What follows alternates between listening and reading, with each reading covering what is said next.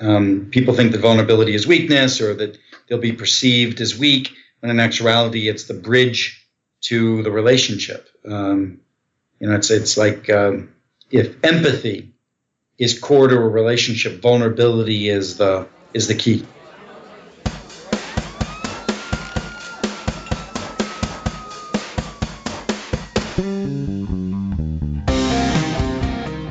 Hello, and welcome to the Millennial Mastermind Podcast.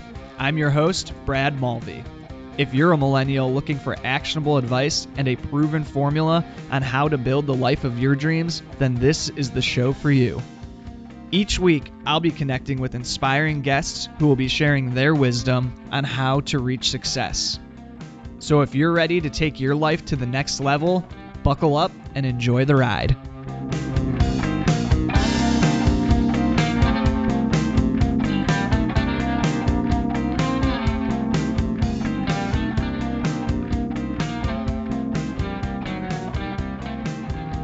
If I could boil the content of this show down to its very core to just one word, that word would be relationships. Think about it. Mastermind groups, all about relationships. Community, it's relationships. Success, it all comes down to relationships. Today, I'm talking to a guest who is widely considered one of the world's foremost experts on networking, but more importantly, on relationship building. You've heard me mention his name and his book before. Today's guest is Keith Ferrazzi, author of the New York Times bestseller, Never Eat Alone. I'm thrilled to have the opportunity to introduce you all to Keith, as Never Eat Alone is one of my favorite all-time business books. He flips networking on its head, breaks it down to the basics, and gives readers a playbook to build a thriving network. In actuality, the term network is really just a catch-all term for the relationships that you've forged. Whether in business or not, the strength of these relationships have a direct impact on your level of success and your level of happiness. So please welcome to the show, Keith Ferrazzi.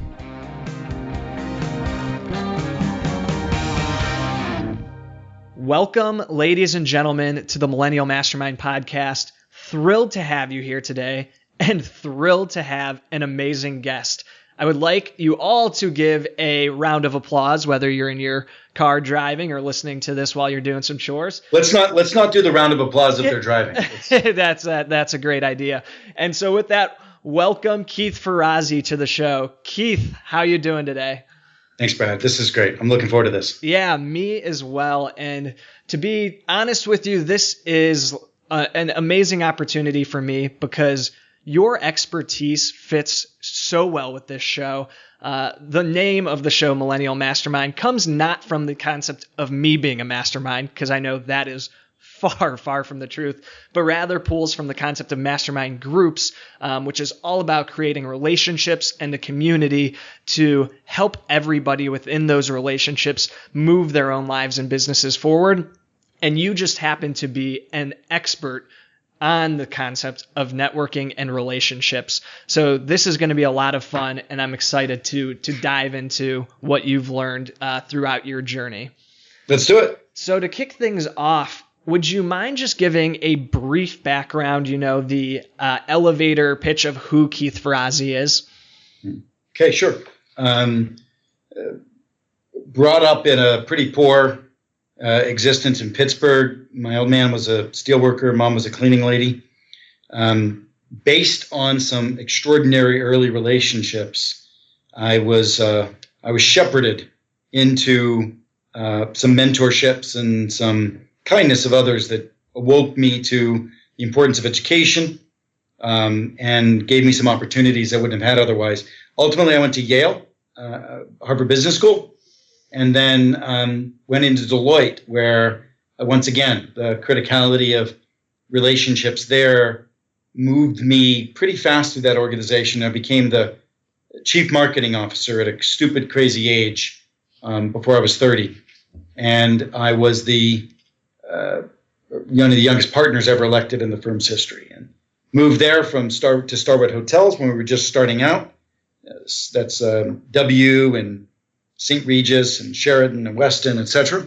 And then came out to the West Coast to be an entrepreneur, a tech entrepreneur.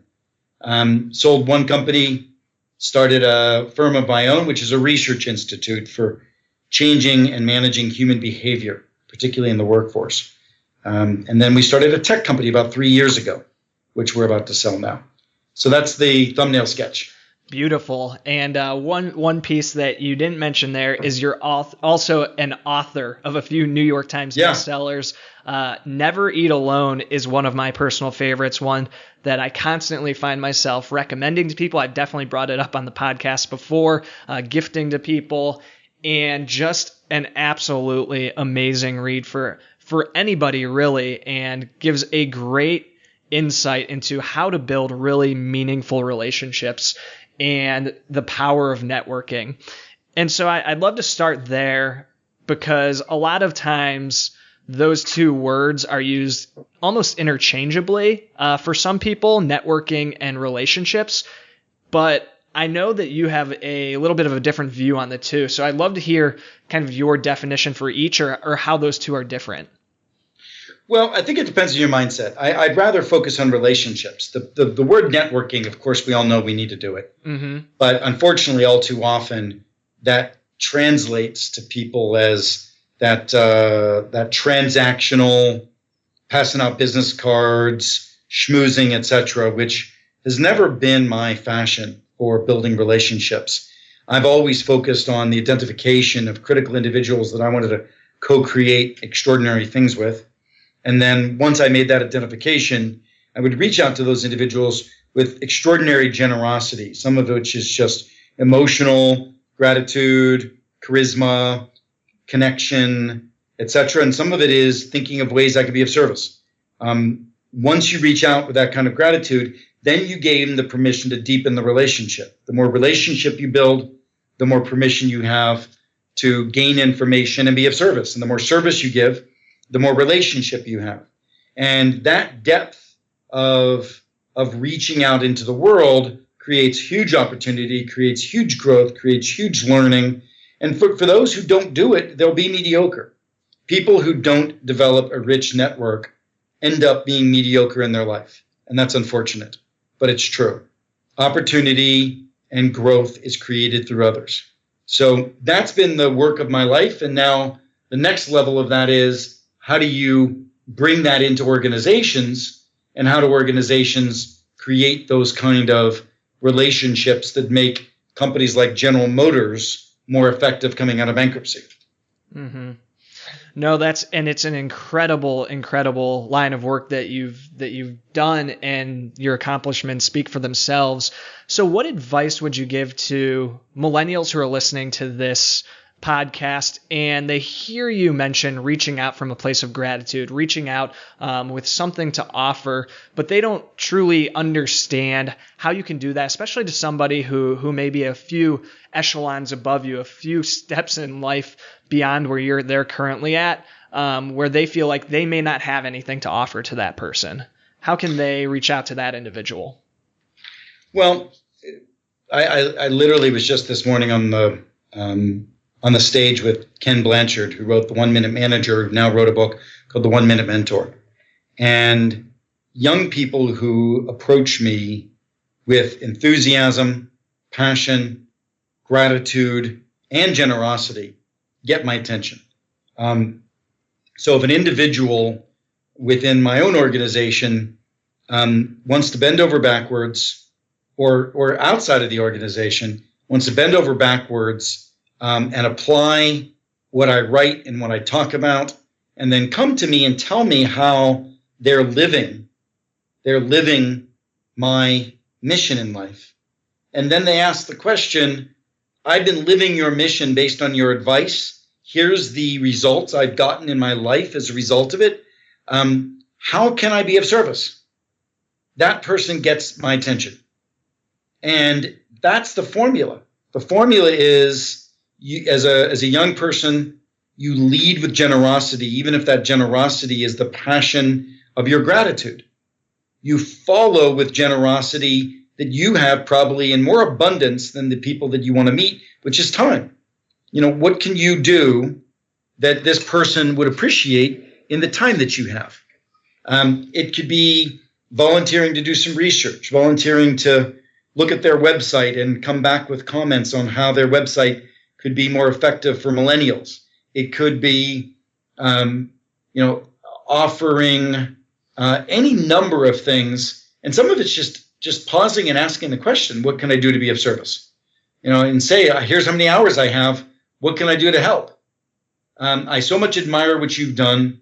I'd love a little bit of advice. The challenge with, say to somebody, I love and admire what you've done. May have a little bit of advice. That works inside of a company very well when everybody knows that as a leader, their job is to be a mentor. When you're reaching out to somebody who's got a business of their own or a CEO of a company, et cetera, just reaching out and saying, I want your advice may not hit to the top of their priority chain. Mm-hmm. So you've got to come up with other ways based on your research to be more of service to that person. And then once you find the sweet spot, they'll give you the time. Once you get the time, you follow with authenticity. You follow with, effusive praise of what they're doing. You follow, and then ultimately, as they give you advice, you go put it to action. People who give advice want to see their advice is put to action. Not many of us who give advice are that interested in giving advice again and again and again when the people that are hearing it don't put it into their own life. Why would I continue to give advice and continue to focus on somebody who consistently doesn't build networks, doesn't build relationships, isn't of service to the people around them, isn't leading the movement that I'm leading in their own lives and in the world around them? That's just not worth my time. I'm on a movement. I'm on a mission. And the people that you probably want to get to know are on a mission and on a movement. If you're not going to feed their mission and movement, then you kind of don't deserve to ask to be in their universe. Right. That makes a lot of sense. And I think that one point there that really I want people to focus on is the fact that when you're reaching out to some of these individuals, you got to do your research beforehand to understand where they're coming from, what's going to be impactful for you to offer to them. I know for myself, that's where I've had the most success is when I really understand the challenges or opportunities that person has in front of them and can speak to those to understand and talk to exactly how I can help their current situation. That far and away has gotten me further in conversations with some of the guests on the show, with mentors of mine, than anything else. Trying to walk into a conversation unprepared has not gotten me anywhere. Yeah. Well, look, people, if I've had very young folks, like right out of high school, reach out and say, well, I read your book. It was so moving to me. I gave it to my uncle who runs sales at IBM. And, I've been telling him he should bring your company in to help his sales organization. What a crazy thing for a young person to do. Mm-hmm. But extraordinary. That gets your attention. The flip side is I talk a lot about foster care. I have 2 foster boys myself. Both of them are out of the house now. One's 18 and one is 23. And the young one is doing so much better, and the old one's struggling a little. In fact, unfortunately, last year spent 3 months in jail. And, people who reach out to me and say, I would like to be a resource for your passion for foster care. I would put them in touch with our foundation. Or when people find out that my older boy spent 3 months in jail last year, and of course is struggling to get back on his feet, somebody who would reach out to me and say, wow, I know so-and-so that works in this prison recidivism, and I would love to make that introduction. Or I've done some research, and here's some resources that might help your boy, because this is, of course, not a world that I'm familiar with, right? This is new for me. Mm-hmm. These are the kind of things that if you spend some time doing your homework, then you'll find ways to get and arrest someone's attention. Absolutely. And thanks for sharing that and your vulnerability. What are some common mistakes then that you've seen as people go through this process? Because I'm sure for every one person that does break through the noise and is able to grab your attention, there's 10 or 15 others who are doing it terribly. So what are some of the common mistakes that you warn people against? Well, I think you mentioned a second ago, which is the fear of vulnerability is probably the greatest mistake. People think that vulnerability is weakness or that they'll be perceived as weak, when in actuality, it's the bridge to the relationship. It's like if empathy is core to a relationship, vulnerability is the key. So that is really important. The next thing is when people don't lead with generosity, but they lead in with what's in it for them. That's the other issue. If you want to get someone's attention, people don't think they need another friend. What they think is, they're thinking unfortunately about themselves until you get their attention and build a relationship permission. Then you open up the possibility of building the relationship. I feel like there's different types of relationships, and they're all critical. There's the broad network, which is important to get your tentacles out into the world and have exposure to opportunity. There's the network for learning and development, where you're identifying mentors and role models and that sort of thing that you want to learn and grow from and with. And they can be peers and they can be people that are younger than you. It's irrelevant. But it's people you want to grow with and through. And then there's that lifeline network, that group of individuals that are there on a 2 a.m. when you need to make the phone call. That rich, deep group of people that will tell you the truth. I'd say the other thing is the absence of candor is probably, there's too many relationships that are afraid of candor. They're conflict avoidant. They think the relationships are too delicate to tell the truth to. So those are some immediate thoughts. Yeah, and I was watching an interview that you did with Larry King, and you mentioned how the first time you met him, you weren't your authentic self, and you were putting on a show almost to try to impress him, and ultimately that just pushes people further away. And yeah. I know for myself personally, and especially when I began this podcast and I was connecting with these people who had accomplished so much, I tried to act as if I was, on their level and playing this role when really I was just getting off the ground, and I've seen that for myself. So how does that work? Like, I felt it personally myself, but I never really understood, why that pushes people away. Can you explain that a little bit too? Well,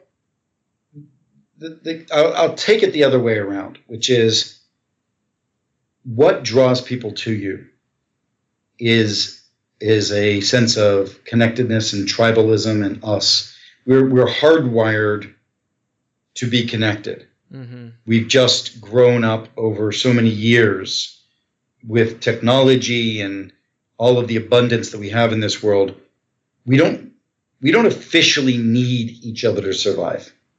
You can survive living at home, in your apartment with no rich relationships that are of service to you. You can survive. And unfortunately, for those of us who are insecure, that's an easy place to retreat to. And insecurity breeds isolation.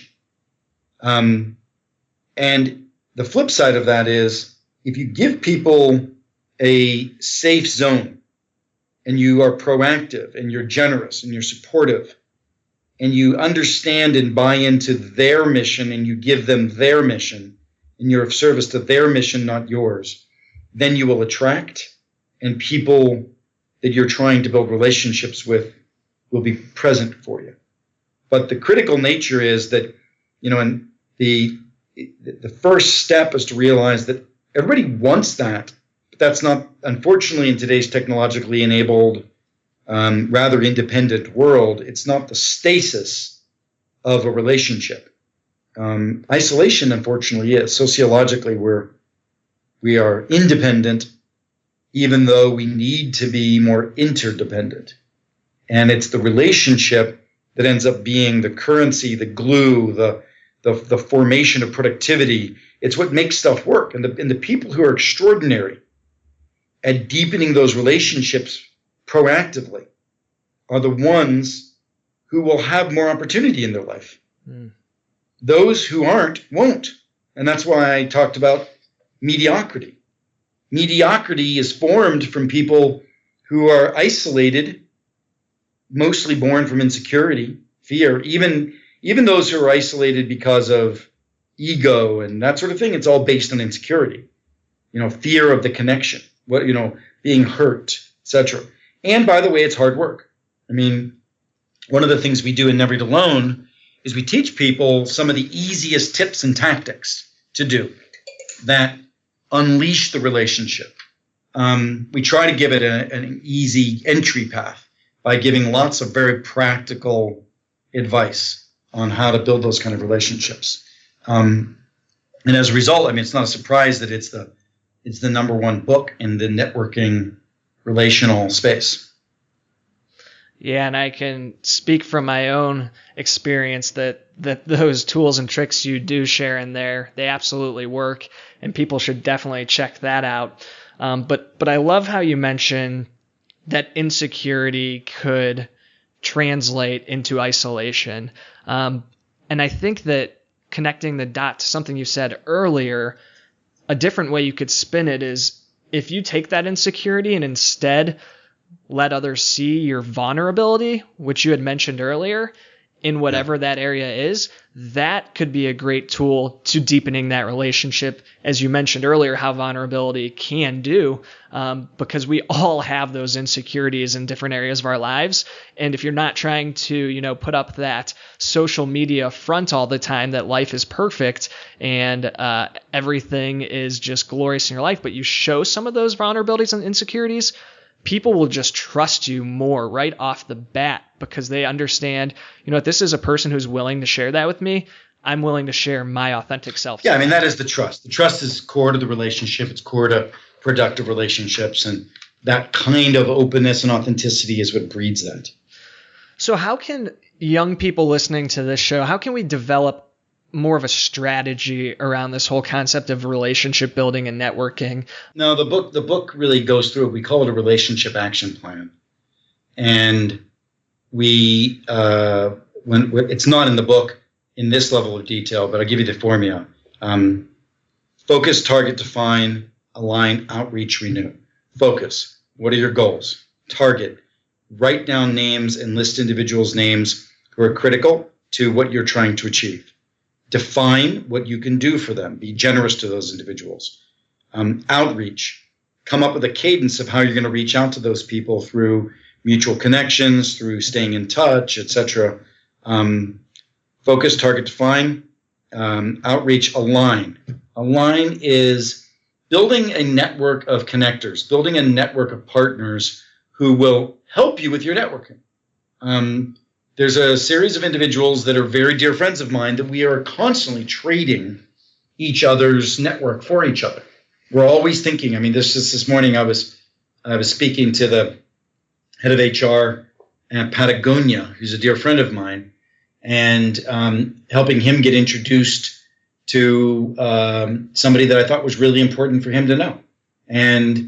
But not long ago, he introduced me to most likely the CEO of the company that we're selling our technology company to. So it's just like that level of shared networks, connecting with connectors and creating real partnerships in your network is really important. But those are what I call lifeline relationships. So that's beyond your network. People who are going to share their network richly with you and proactively with you are lifelines. And so you've got to go deeper in those relationships. Focus, target, define, align, outreach, renew. Renew means your goals change, therefore your network needs to stay up to date. So when I was, at Deloitte, my network was within Deloitte. When I got higher in my tenure at Deloitte, my relationships and network needed to be with prospects and clients. That's how I grew into the firms. So I grew into a higher level at the company by selling work. When I left and became an entrepreneur, my network was a combination of other entrepreneurs that I wanted to learn from, and so today in my life, it's really more about people trying to do meaningful work. I mean, Arianna Huffington is a friend, and she's out there, doing really yeoman's work in the world of wellness and the world of, and now she's trying to help and fix turnaround to Uber, which is an extraordinary company, and being of service to people who are being of service. That's my focus today. In addition, of course, to continue to sustain my work and my business, and balancing all of that. And your relationships will also help you keep your goals on track. I mean, there are times when I'll get off kilter. I'll spend way too much time on one part of my business and not enough time on my other. And I need that network to bring me back into check and tell me the truth.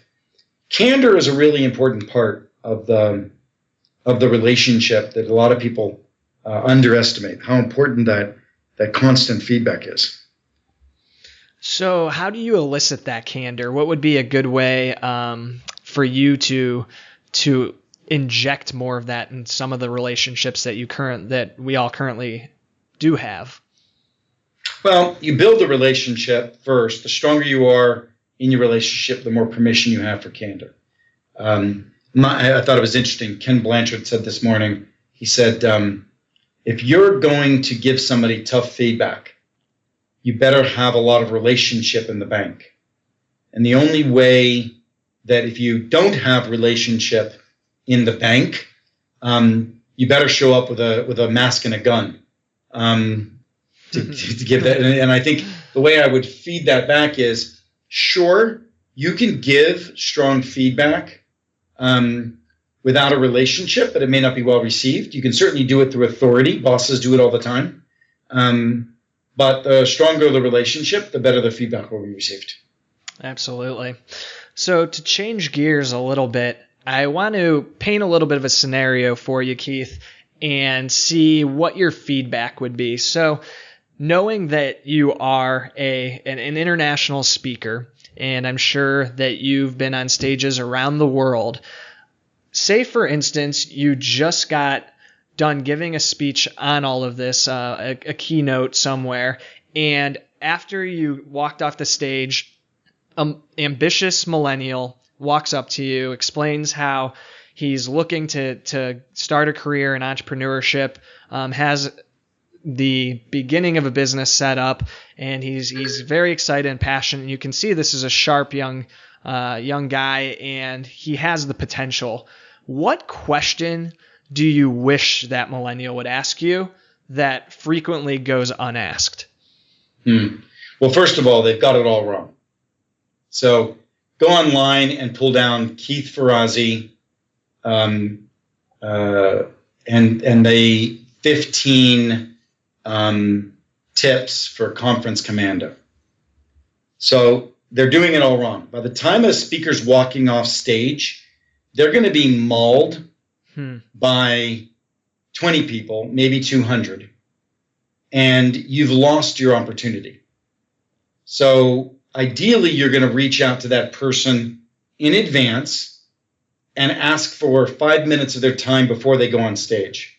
Most of us who are giving these speeches, we have to show up at least an hour in advance for a mic check, or at least to show up an hour in advance, and we're hanging out. And sometimes, yes, they have us back in the speaker's room, but I'm bored. I'm usually not wanting to be there. Or if I am, I could meet somebody if I wanted to. So we got lots of time before speaking engagements. And if you're only looking for 5 minutes to sign a book and to ask a couple of questions, of course, most people will give you that. And I think the question, again, is, how can I be of service? Coming armed with 5 ways that you think you can be of service in advance. Mr. Ferrazzi, I've read your book. I've read everything. I would love to, I heard you're doing this work at Yale University and Cal Poly and a few others by teaching students and millennials how to deepen their relationship. I think, what do you call it, Mr. Ferrazzi? The Relationship Masters Academy, or I actually forget what it's called now at the college campuses. But boy, I'd love to bring that to my school. Or who can I talk to at Yale? Or I've read about your passion for foster care. That seems really exciting to me. Can I talk to the person who runs that for you? So the being of service, leading with being of service. That's what you do. because you want that person to want to follow up with you. You want that person to say, give me your card, I'll follow up, or here's my information, please follow up. Asking a general question is not going to get you there. You won't be remembered. There's no follow-up. It's a useless conversation. So go online, and the worst thing you can do, this happens to me all the time. I mean, I get people with the audacity to reach out and say, that was a great talk, or I heard about you from a friend of mine. Can I have lunch and get some advice from you? And I say, well, what questions do you have after having read my book? Oh, I'm sorry, I haven't read your book yet. Are you kidding me? I mean, that's 40 years of wisdom in 250 pages. And you don't have enough time to read my book, and now you want me to spend an hour sitting with you and having lunch? Forget it. So do your homework.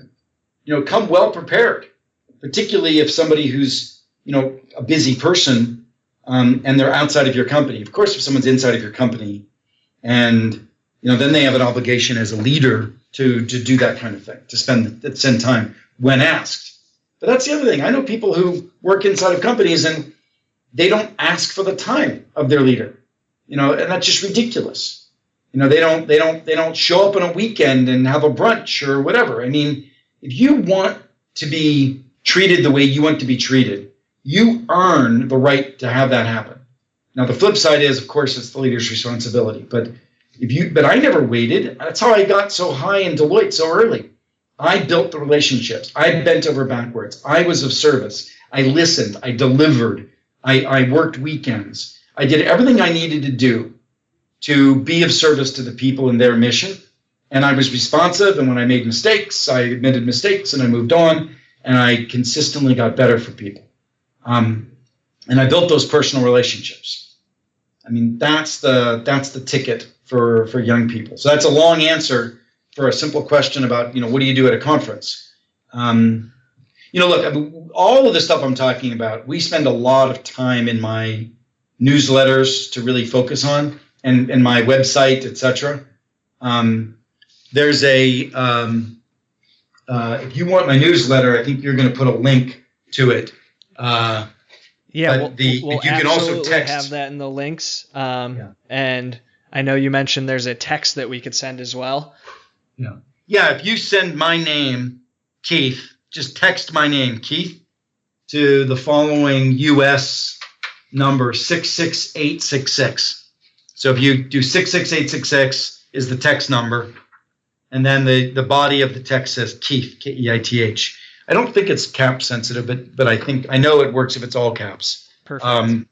Then you'll instantly get put into a newsletter series for us. Well, now this was great. Like, I'm excited about your audience. I'm excited about an entire generation of new individuals who are finding the work that we do. And I think a great entry point for that audience is Never Eat Alone. And I hope that this will be the beginning of a journey with a number of people who are listening on how we can be of service to them in their lives, building the kind of relationships they need to make a difference in the world, be successful, find happiness. Look, it's the ticket to everything. It's not easy. It's difficult for many people, but you got to start somewhere and you got to just keep on the journey.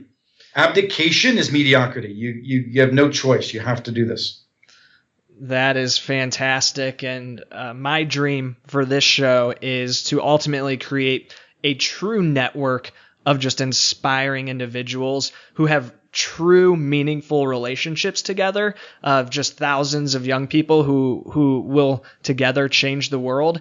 And I think that the advice that you just shared in that answer absolutely helps people understand how to get there. And this whole conversation helps people understand the importance of having those relationships to be able to get to the places in your life that you want to get to. So, yeah. Keith, I just want to thank you and acknowledge you for doing amazing work, shedding some light on some powerful topics. And we are really grateful for having you here today. Brad, it's my pleasure. You take care. And I agree the same thing with everything you just said. Back to you on the work you're doing. Thank you so much for it.